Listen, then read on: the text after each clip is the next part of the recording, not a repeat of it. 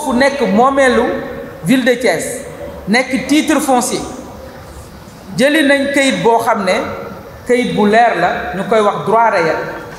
mooy boo amee titre foncier boo bëggee wane ne lii sama moomeel la da ngay dem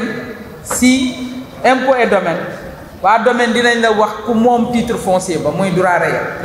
réel bi ñu jox mu leer lañ droit réel ba wane na ne ville de Thiès moom maanaam site boobu muy titre foncier 6000 TH te titre foncier boobu nag ville de Thiès mu ngi ko jënd depuis 2002 mu jëndoon ko ci SIDEC mooy société bi nga xam ne moo doon gérer mbiru cinéma fii ci Sénégal am nañu kayit bi nga xam ne wone na ne jënd boobu leer na lañ te ñu ngi ak kayit boobu boole ceeg droit réel donc maire bi mu gisee ne université toog na foofu maire bi dem na bind université waxtaan ak ñoom wax leen ne mairie bi dafa bëgg jël auberge des jeunes pour def fa une bibliothèque municipale ndax conseil municipal bi sax dafa def délibération pour maire war a mën a def foofu bibliothèque municipale ci place boobu ba ñu seetijee université moom nee na def fa pare pour def fa rectorat booy def nag rectorat te fekk nga am 52 hectares si voie de contournement bi xalaat nañ ne ñun war nga mën a am feneen foo ko samp waaye may ville de Thiès tamit mu am moom it foo xam ne dina mën a dérouler ay projet ndax université bi kat suñu moomeel la ñun ñëpp waaye ville de Thiès aussi moomeelu waa Thiès la te waa Thiès ñu ngi xaar pour ñiñ fi teg ñu taxawu leen ba seen moomeel bañ a sank donc coow li bëri na bi coow li bëree dem nañu gouverneur ñu ngi koy gërëm di ko sant mook préfet ak receveur des domaines recevoir nañ ñu le 12 août parti yëpp université ville de Thiès ñoom ñëpp ñu toog receveur préfet ak gouverneur ñu ngi koy gërëm di ko sant def ñu newoon nag ca waxtaan woowu ne dina def lépp li ko war saisir ñi nga xam ne ñoo ci war a taxaw ba mbir mi ñu régler ko sans coow sans problème ak xat-xat bañ a am ndax lépp ñoo ko bokk ñu ngi koy gërëm ci taxawaay daf ñu ne woon tamit ne bu ngeen demee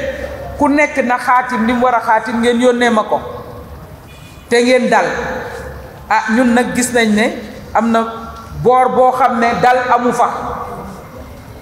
ndax su dal amoon ci boor boobu du soxla ñuy jël ay kuréel di leen wax ñu bind di jéem a gëmloo askan wi lu bokkul ak li am ak di jéem a boole askan wi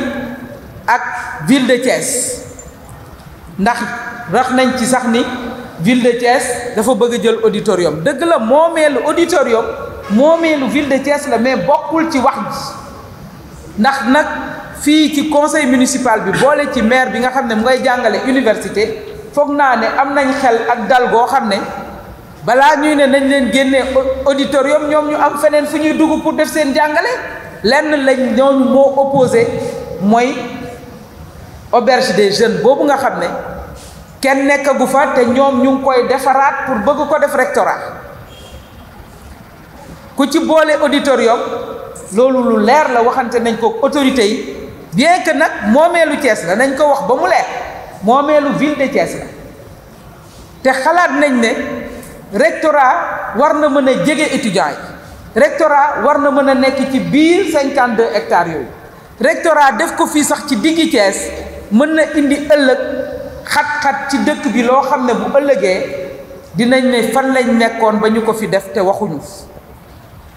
étudiants yay jógee campus war a ñëw fii pour dox seeni mbiru administration loolu aussi coono la si ñoom te nag université tamit amoon na 7 hectares yu ñu ko jox fii ci ZAC pour mu def fa rectorat jotuñu ko fa def kon nag man xalaat naa ne nag war nañ mën a bàyyi ville de Thiès tamit mu mën a dérouler ay projet ci loo xam ne nag lu leer la ñuy fàttali rek ne muy auditorium bi muy nu mu tuddati auberge des jeunes ab bataaxel auberge des jeunes sax bokk ci auditorium bi la bataaxel yooyu doon wax bataaxel yooyu ministre bi nga xam ne moo yor lépp lu jëm ci collectivité territoriale bi moo bindoon en 2010 maire Thiès bind nañ ko lépp ci xaatim nañ ko moo ko bind le 11 juin 2010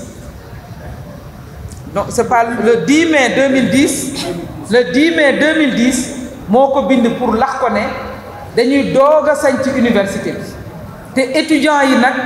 ñu ngi menacé grève ndax amuñu fu ñuy defee jàngale yi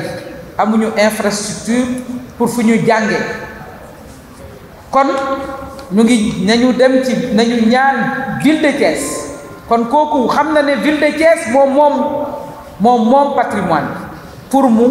abal ko provisoirement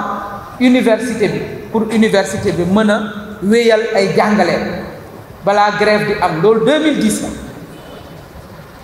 bataaxel boobu ba mu ñëwee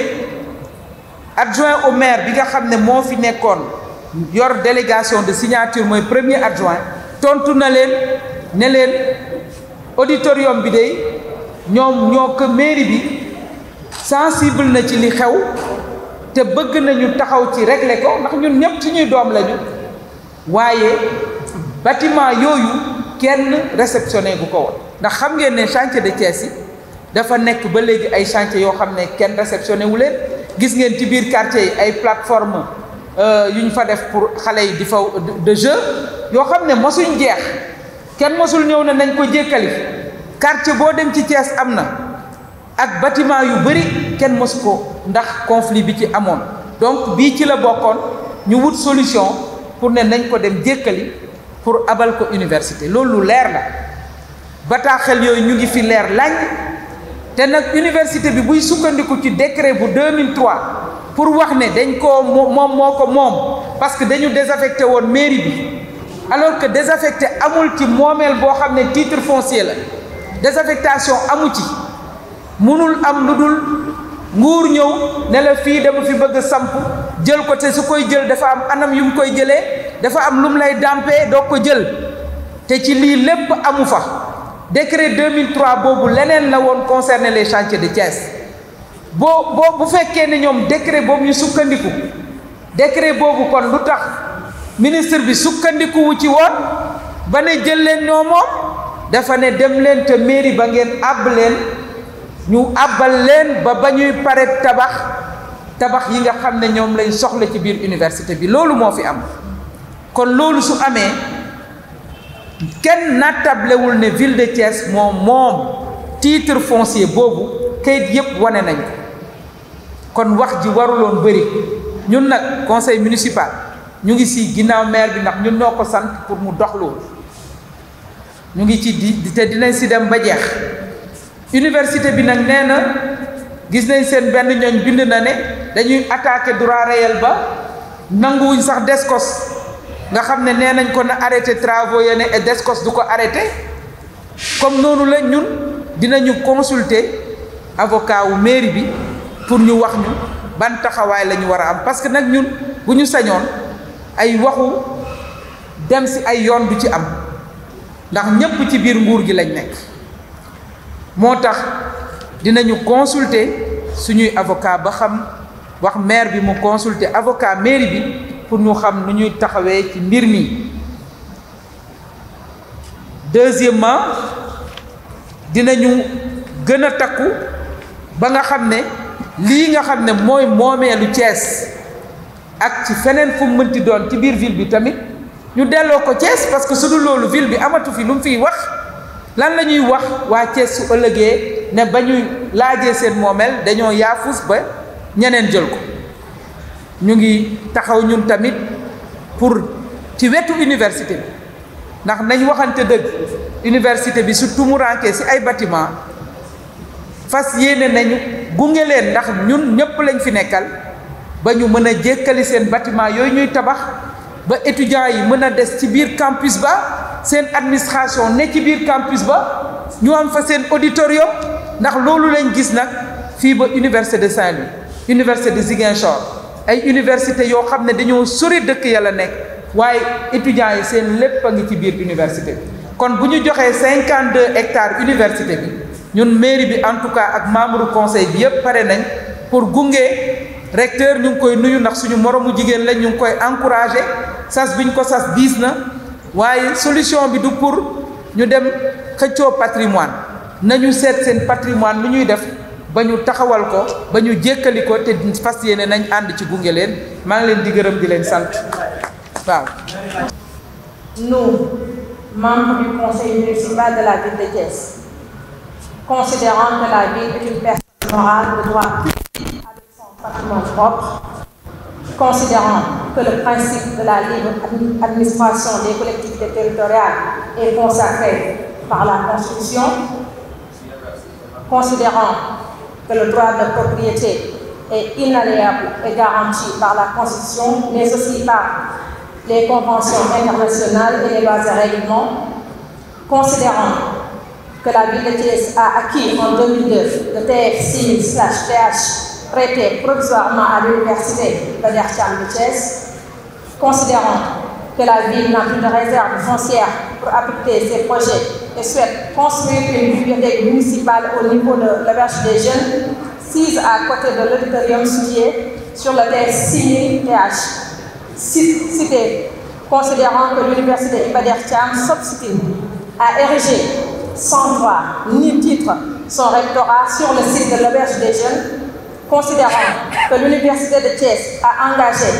une campagne de manipulation de l'opinion sur le contentieux qui oppose à la ville de Thiès, considérant, nous déclarons soutenir dans toutes les démarches pour récupérer l'auberge des jeunes, objet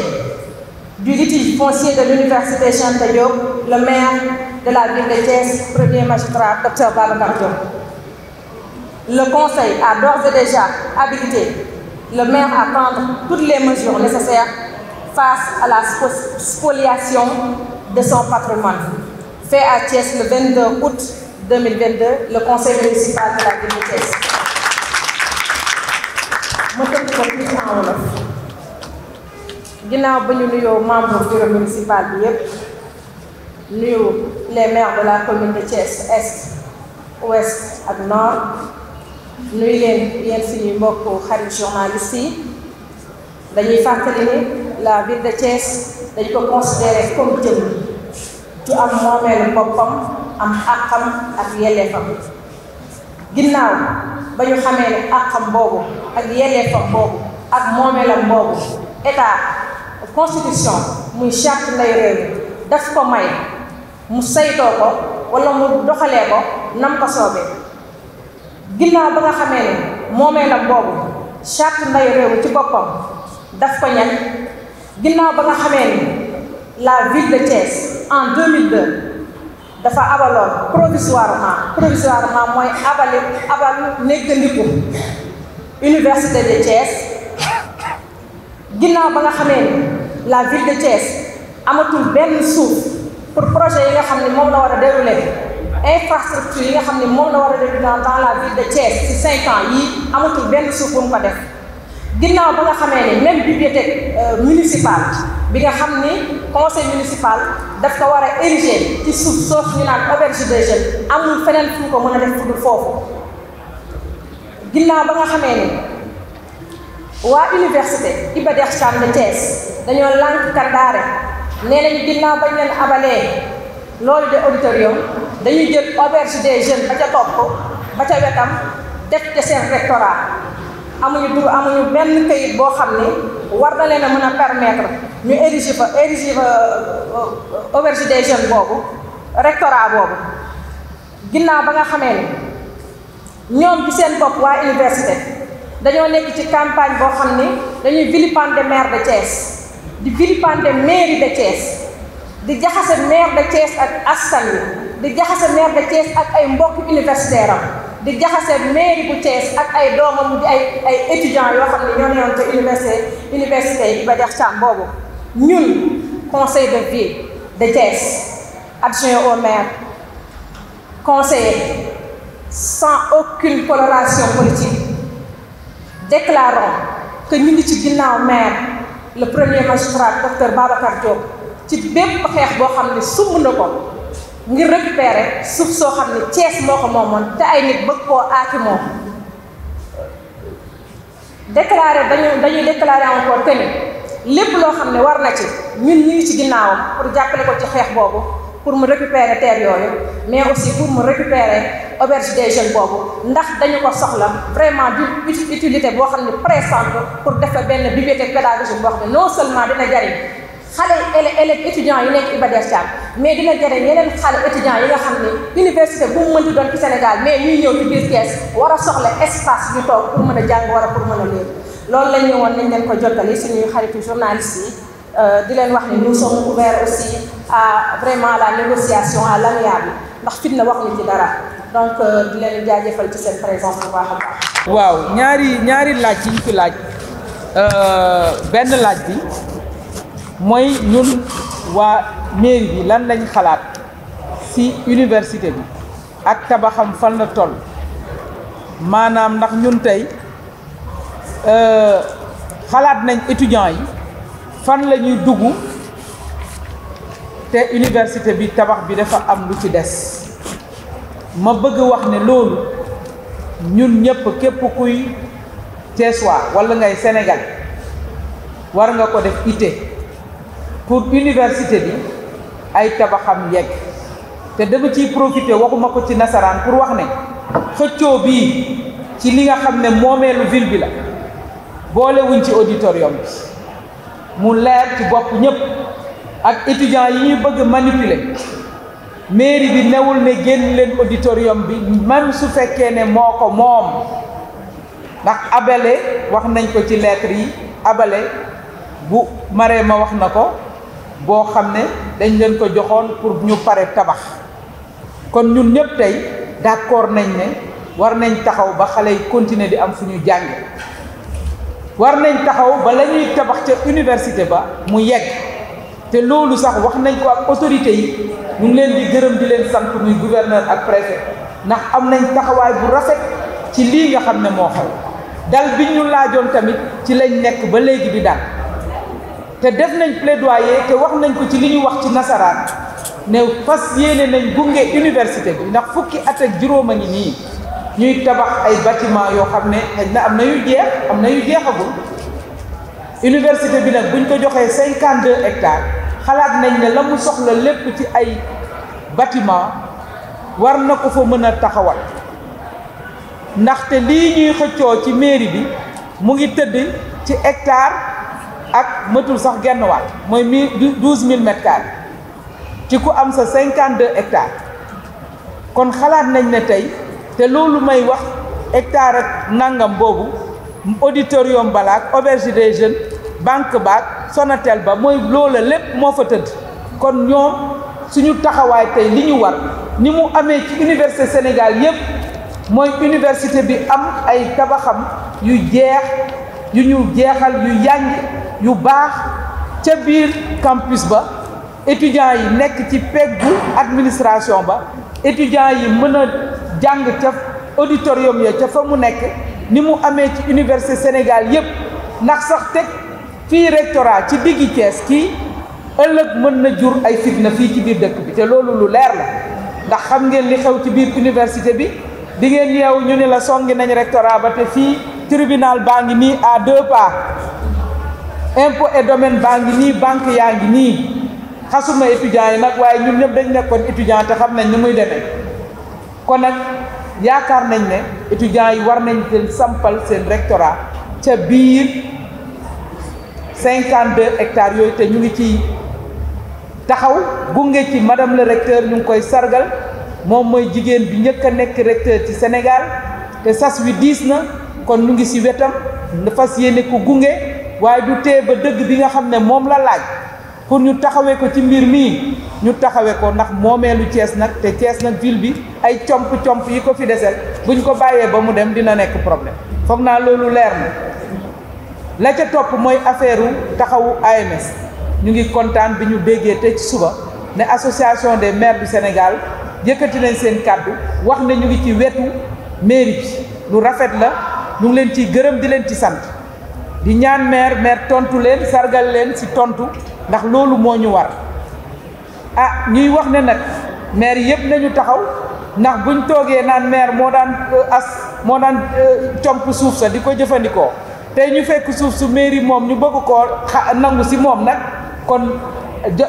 normal na AMS taxaw ci wetu mairie boobu li ci des na nga laaj affaire politique la te loolu man engagé wu ma man ci li ma engagé mooy li conseil municipal bi xaatim te ñu wax ne nañ ci communiquer ci loolu lañ nekk la ca des xam naa ne kuréelu politique ya dinañ ci waxtaan. deuxième question bi mooy suñu doom di ko posé nekk jeune nee nañ fas yéene nañ ànd ak mairie bi taxawu ko ndax nag dañu xam ne li ñuy xeexaluñ ko suñ bopp de jeunesse su Thiès tamit lañ koy xeexal pour moomeelu ville bi ñu mën ko continuer tey jeune boobu ñu ngi koy wax ni que bataaxel boobu ñu laajoon mairie bi pour mu abal université bi auditorium bi te ñu bindoon ko mois de mai 2010 may fàttali fii ne bataaxel boobu kon moo mujj décret 2003 boobu nga xam ne ci la université bi di sukkandiku tey pour wax ne ñoo moom fii koo xam ne nag dàq nañ la ci place depuis 2003 mais kon du ñu ñëw di la ko laajaat ne abal ma kon ñu xam ne mbir mi taxawul bataaxel boobu bañ ko bindee mairie Thiès dafa ne bâtiment boobu da ngeen tabax ci suuf soosu nga xam ne mairie bi jënd na ko depuis 2002 bâtiment ba kenn réceptionné wu ko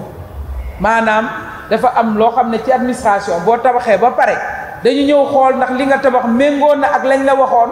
est-ce que baax na est-ce que war nañ ko mën jëfandikoo te yéen ñëpp xam ngeen ne chantier Thiès 2004 ba léegi kenn mosu leen réceptionné quartier boo fi dem di nga fa gis espace de jeu ay xawma nu ñu leen woowee plateau multifonctionnel la xawma naka yoo xam ne kenn mosu leen jékkali ñu nga fa des nekk ay xott loolu la bâtiment ba doonoon moo tax maire bi tontu ne na nguur gi jël ay responsabilité pour bâtiment boobu nga xam ne nguur gaa ko fa tabax ci suufu mairie bi pour mu xool ndax université ba mën na ko jëfandikoo loolu mooy tontu bi joxe ci d'accord ci ndaxte moom d'accordoon na ne li université yi li étudiants yi doon laaj lu am maanaa la woon mooy ñu jox leen fu ñu toog mën a jànge te ñun ci loolu lañ nekk ba tey moo tax ñu ni auditorium bi waxuñu ci waaye nag rectorat bee nga xam ne mooy nu mu tuddati auberge des jeunes ma xam ne defaguñu fa dara